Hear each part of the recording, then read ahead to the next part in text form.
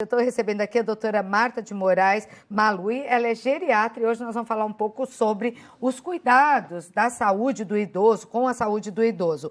No caso desse paciente de 62 anos, ele estava mais debilitado com essa hiperplasia de próstata, que é até alguma coisa que pode acontecer nos homens com mais idade, mas que debilita um pouco a pessoa, não? E já essa doença que era o diabetes, né? É um paciente já com algumas comorbidades, né? O diabetes é uma doença que, por si só, já torna o paciente imunodeprimido, ou seja, ele tem menor capacidade de responder a um estresse orgânico, por exemplo, um novo vírus, então junta tudo. Alteração do sistema imune pelo envelhecimento, as doenças acompanhadas no envelhecimento e um vírus novo. Né? Infelizmente, esse paciente evoluiu de uma forma que a gente não gostaria, né? Que mistura. E o vírus, se sabe já o motivo que ele ataca mais as pessoas idosas? Ou é porque realmente as pessoas idosas estão com estado imunológico mais fracos e já com algumas doenças de base? Sim. O que acontece no envelhecimento, né? O nosso sistema imune doutora, muda. Não me fale, tudo, acontece de tudo no envelhecimento. Muda. O que acontece? A capacidade do idoso de responder a um agente novo, é mais difícil. Ela existe, sim, porém, ela acontece de uma forma mais lenta e menos eficaz. Tá. Né? Então, por isso que o idoso é considerado um grupo de risco. Porque o corpo demora mais para criar um anticorpo, para combater aquela doença. Exato. Ele demora mais para ler, para entender o que está acontecendo, Exato. É isso? Isso. E isso é natural do envelhecimento. Sim. Porque E no jovem, o corpo está todo ativinho lá, né? Para ver logo o inimigo e atacar. Responde de uma forma melhor. E a gente tem que levar em consideração que a maioria dos idosos envelhecem com doenças. Sequelas do tabagismo, pacientes com hipertensão, diabetes, doenças cardíacas, pacientes com câncer, doenças autoimunes. Doenças pulmonares. Doenças pulmonares. Então, eles têm mais chance, sim, de se infectarem e evoluírem para as formas graves, né? Que são pneumonias, insuficiência respiratória e morte. Olha, mas nós tivemos uma morte em São Paulo também, que estava sendo analisado, porque nesse mesmo hospital onde morreu esse senhor, morreram 5 pessoas no mesmo dia. Então, eles estão analisando se as outras pessoas foi também por causa do coronavírus, porque me parece que no pronto-socorro do Tatuapé, era H1N1. Outro problema. Então, olha a importância da vacinação, que, por ordem do governo, começa mais cedo e, neste ano, começa pelas pessoas com mais de 60. Exato. Porque é uma forma também de chegar no hospital, se não está bem, e falar, eu tomei H1N1. Bom, então H1N1 não é. Pelo menos a gente está protegido de um outro vírus que é tão importante. E que mata também. Que mata muito também. Porque eu me lembro, na crise de H1N1, muitos jovens morreram também. Também, exato. Eles evoluem para a insuficiência respiratória de uma forma muito rápida e, enfim, acabam evoluindo para o óbito. Né? E isso daria para a gente pensar que pessoas com mais de 60 deveriam já ter tomado ou podem tomar uma vacina que me parece não está no calendário, mas você pode me confirmar, de vacinação pública. Mas existe, que é a vacina contra o problemas no pneumonia? Existe. São 2 vacinas para pneumococo. Tem a 13 e a 23. Tem no sistema único? Sim, uma delas está no sistema público de saúde. A gente toma a primeira dose aos 65 anos de idade, depois repete essa dose. E depois tem, sim, uma outra... Mas ela está lá constantemente, não existe uma campanha para isso? Não. E na maioria das vezes precisa de uma indicação médica para tomar a vacina, muito embora qualquer idoso tenha direito a essa vacina. Tá. Se tiver mais de 65, pode tomar. E quem tiver mais de 60 pode ir numa rede particular, pode tomar numa vacina clínica também. E tomar a vacina. Sim. Isso é bom, doutora, para a saúde do idoso? Importantíssimo. E não só os idosos, os pacientes com doença pulmonar, seja ele jovem, pneumococo. Crianças, bebês tomam essa vacina, profissionais da saúde tomam. Então, é importante sim tomar vacina. Ela reduz mortalidade, diminui a gravidade da doença, são menos internações hospitalares nos pacientes vacinados. Tá. Outra dúvida, e que hoje todas as pessoas estão falando, é a respeito do ibuprofeno, né? Sim. Porque dizem que não pode tomar nem o ácido... O ibuprofeno, o corticoide, né, a prednisone, e aí também estão falando de alguns antihipertensivos. Vamos falar sobre isso. AS. Isso. Que também seria bom não tomar. Bom, o ibuprofeno, eu não posso falar os nomes comerciais aqui, mas se você der um Google aí, você vai saber, e são remédios que muita muita gente toma, entendeu? Muito vendidos em larga escala. Então, dá uma pesquisada aí, põe que remédio tem ibuprofeno. Você vai ver. Já o paracetamol é indicado. Sim. E também, se dá um Google aí, você vai saber quais são os que tem os comerciais. Uma coisa importante a gente falar. Ibuprofeno é um anti-inflamatório. A gente utiliza ele para dor e febre em alguns casos. Então, a gente tem opções disponíveis no mercado para isso. Dipirona, paracetamol, certo? Pronto. Que é o nome da substância. Isso. Então, a gente não vai tomar ibuprofeno. O corticoide, que é a prednisona, vários pacientes fazem uso porque são pacientes com doenças autoimunes, enfim, e transplantados. Por que não pode? E assim, quem já toma o corticoide deve continuar tomando. Quem usa losartana, captopril, deve continuar tomando essas medicações. Não pode parar. Por quê? São pacientes que se beneficiam do uso dessa medicação. O que foi visto em estudos observacionais agora, né? Porque a Covid-19 é uma doença nova. Então, os estudos observacionais são isso, a gente vê o que está acontecendo. Em alguns pacientes que usam essas medicações, foi-se visto que eles têm mais tempo de vírus ativo no organismo. Isso nos doentes infectados. Por alterações enzimáticas, metabólicas, enfim. Então, é melhor não tomar se tiver com sintoma de gripe. Exato, o ibuprofeno. E não iniciar um tratamento para corticoide se você não tem necessidade. Agora, quem já faz tratamento com corticoterapia por outras doenças, os pacientes cardiopatas, hipertensos que fazem uso dessas medicações... Não podem parar. Não podem parar, certo? Tá certo. Porque senão causa um colapso. Porque se você for analisar bem, o vírus, né, o Covid-19, é menos letal do que muitas outras doenças que nós temos aqui. Exatamente. Então, você tem que tratar da tua doença da maneira correta. Exato. Tem perguntas também aí do público, vamos ver o que as pessoas querem saber. Angélica, boa tarde, Angélica. A minha preocupação é sobre a saúde da minha mãe. Ela teve tuberculose há 6 anos. E tem muita... Olha, uma doença, né, que estava... sumida e voltou também, né? Como sarampo. Tem muita facilidade de se resfriar. Qual o procedimento que devo tomar em questão, né, da prevenção? As pessoas não estão querendo ficar resfriadas. Ela é de Itaboraí, Rio de Janeiro. Mesmo porque os sintomas são meio parecidos. E essa pessoa vai ter que ir no hospital. E no hospital é perigoso. E quem tá bem não vá, não, né? Exato. Fica em casa, é melhor. Angélica, vamos lá. Sua mãe teve tuberculose, então provavelmente ela fez todo o tratamento e curou, certo? Isso é ótimo. Muita facilidade de resfriar. Existe vitaminas, foi ótima a sua pergunta, porque tem várias redes sociais falando de imunoshot, soro para vitamina D em altas doses. Isso não existe. Não adianta nada. Não adianta, isso é proscrito, isso é crime, certo? O procedimento que você deve tomar em questão de prevenção, não sair de casa. A sua mãe tem que ficar dentro de casa e os familiares também. Evitar contato com pessoas resfriadas, lavar as mãos, manter o ambiente o mais limpo possível. É ficar em casa. Não é para... Mas esse ambiente em casa deve ser arejado? Com certeza, Ambiente em casa arejado, não adianta ficar com aquela casa fechada. Não. Pode sim, ambiente arejado, ventilado, tomar sol, claro. Mas assim, a questão é ficar em casa. Certo? Não se reunir muitas pessoas, procurar não sair, não é? Exato. Porque dizem que a pessoa, ela até anda sozinha, que é a recomendação. Quer fazer uma caminhada, faça sozinha. Mas se parar na padaria para tomar um cafezinho e bater papo com os amigos lá, já não vai adiantar, né? Não vai adiantar. Deixa o café para depois. Deixa o café para depois. Vamos pôr só a próxima no ar e a gente já volta para respondê-la. Vamos ver. É a Maria Hermínia. Oh, meu Deus. Vamos ver se essa turma aqui anima o pessoal de casa, não? Não, vamos sair dessa corrente aí. Boa tarde, Santa Receita! É para você, Hermínia.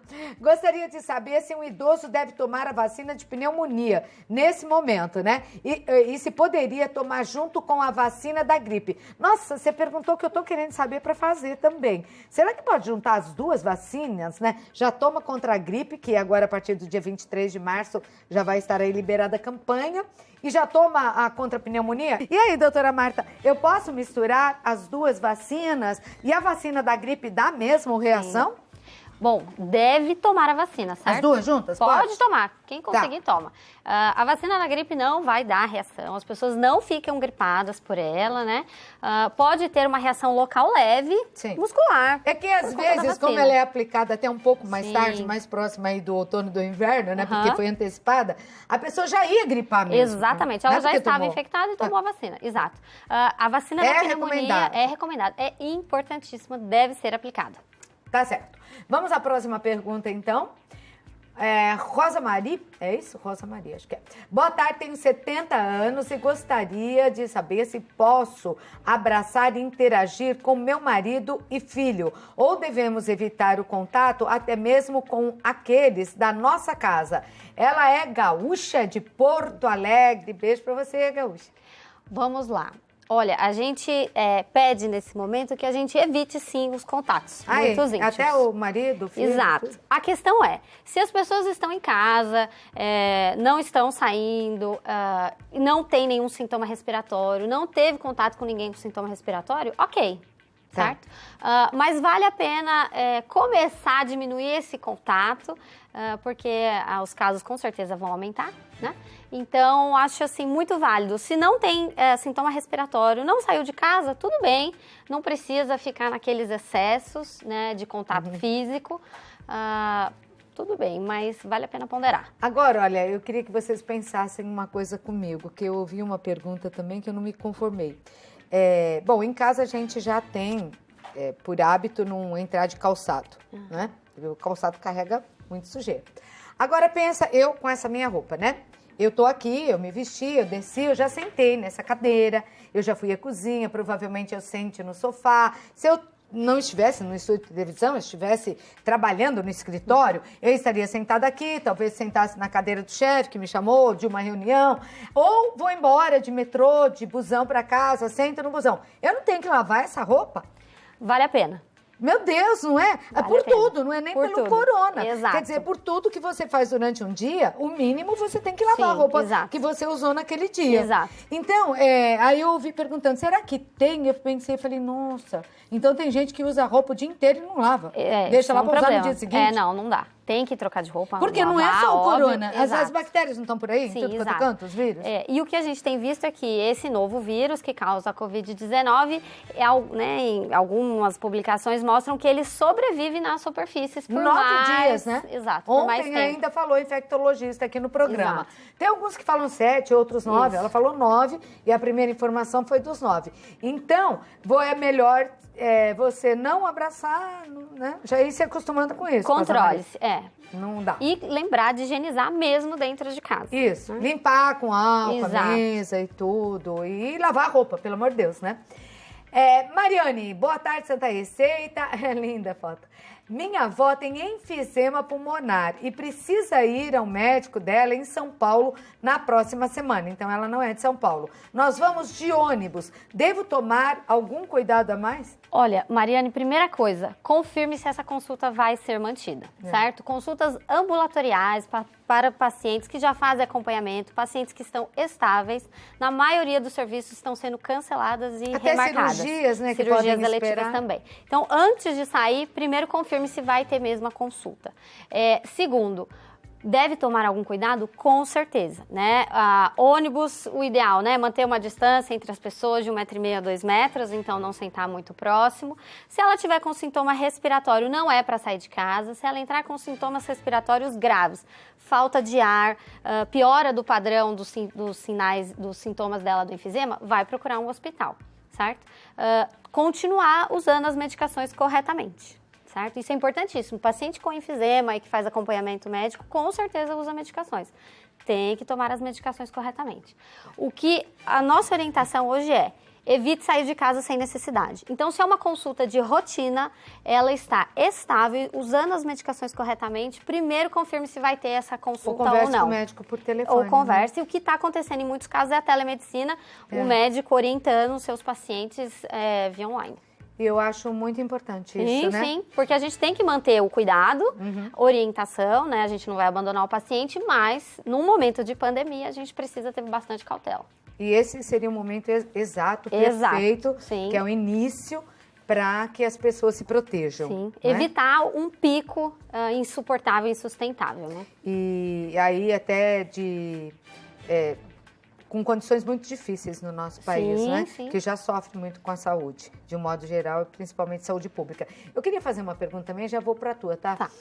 Maria da Conceição, espera só um pouquinho. Tem como aumentar a imunidade? Porque o que a gente está vendo é uma onda de fake news, como aquela história do soro. Ai, eu tomar um sorinho aqui para aumentar a imunidade e tal. Nesse momento, contra o coronavírus, eu posso tomar alguma coisa que melhore meu estado imunológico para dizer agora meu corpo está fortinho, não vou pegar? Não tem nenhum medicamento. Até vacina hoje, os Estados Unidos, né, soltaram uma reportagem que vão começar testes em humanos, mas ainda assim essa vacina... Começaram, mas vai demorar mais de um ano. Se tiver pronta, vai ser 1 ano e meio. Exato. Então, assim, não tem medicamento contra, certo? O que a gente tem que fazer é aquele básico. E nem nada para melhorar o corpo, só uma boa alimentação. Não, a boa alimentação, boas práticas de higiene, etiqueta respiratória. É isso. Não tem outra solução ainda. Tem que comer direito, tem. Não é? Maria da Conceição, boa tarde. Oi, Maria. Ela está com pneumonia, mas estou começando a ter alguns dos sintomas do coronavírus. Eu preciso fazer o teste? Vamos lá, olha só, você está com pneumonia, certo? Provavelmente já está tratando. Os sintomas de coronavírus e pneumonia são muito semelhantes. Tosse, febre, falta de ar, coriza, enfim. Primeira coisa, você está no Rio de Janeiro, né? É uma cidade que já está tendo transmissão comunitária, né? Primeira coisa, se você está com piora dos sintomas, certo? Piora da tosse, febre, dificuldade para respirar, você vai sim procurar um serviço de saúde e ele vai fazer o teste. Do contrário, fique em casa. Certo? Os idosos, doutor, eles devem reduzir a ida a hospitais sem necessidade? Sim. A nossa orientação é buscar os serviços de saúde com sintomas de emergência e não só tosse, febre, falta de ar excessivos, né? Se persistir. E outros problemas, sim, uma fratura, enfim, um idoso infartando, ele vai para o hospital, óbvio, né? Agora, consultas de rotina, consultas para check-up, ambulatoriais, questões eletivas podem ser aguardadas. Tá, um exame de sangue que não tem tanta pressa desse pode resultado. reagendar, exato. Tá, porque acaba sendo perigoso esse ambiente. Sim, porque é um ambiente de aglomeração, principalmente nas grandes capitais, hospitais de referência, né, que provavelmente vão receber muitos casos, lá podem ocorrer outras, né, pode ser transmitido o vírus, né? Sim. Porque mesmo um paciente assintomático, ele pode transmitir o vírus. Quer dizer, a pessoa pode não estar sentindo nada, não ter se manifestado, mas está E está lá no hospital de bobeira, sem necessidade, acaba se infectando. Para quê? Agora, uma recomendação, então, para as pessoas com mais de 60 que estão assistindo esse programa, não quer dizer que só pessoas assim tenham o coronavírus. A gente tem até notícia de morte de criança e adolescente. Mas são as que estão nesse grupo de um risco maior. Sim. Qual a sua recomendação para essas pessoas no sentido de se proteger ou de melhorar a sua saúde? Tá. Vamos lá. Em relação às recomendações para idosos, adultos jovens, crianças, enfim. OMS, Ministério da Saúde, tem recomendado o quê? Isolamento social. Ou seja, fique em casa. Saia por extrema necessidade. Se você precisa ir a alguma farmácia, se você precisa ir ao médico por algum sintoma grave. Higienização das mãos sempre. Chegou da rua, lava a mão. Antes de entrar em contato em locais diferentes, lava a mão. Álcool e sabão. Não tem uma pia, usa o álcool gel. A gente precisa manter uma boa alimentação. Não tem o álcool gel. O lavar as mãos com sabão substitui isso. Com certeza. É tão eficaz quanto. Tá. A boa alimentação é fundamental. Os idosos que já fazem uso de medicações continuamente, continuem usando essas medicações. Tomem a vacina da gripe, procurem pela vacina da pneumonia, porque a gente se proteger de outras doenças, né, facilita com que os casos a gente possa saber que é de coronavírus ou não. Essa triagem, né? Outra coisa importante também, não só coronavírus, a gente precisa cuidar da dengue, que está tendo casos assim, a cada dia são muitos casos. E mata também. Etiqueta respiratória sempre, você comentou do sarampo. Sim. O coronavírus, uma pessoa pode transmitir a doença para cada 3. O sarampo, pode transmitir até para 18 pessoas. Então, assim, etiqueta respiratória vale para o coronavírus, vale para o H1N1, vale para sarampo e todas as outras doenças virais. Ou cobre boca e nariz, ou aqui no antebraço. E depois lava a mão. Obrigada, doutora, pela participação. Cláudia. Eu conversei com a doutora Marta Maria de Moraes Malui. Ela é geriatra e eu tenho aqui um contato, @Malui Saúde, está aí no vídeo, ou 12-3125-7710. 12-3125-7710. Um beijo. Outro. Obrigada, viu?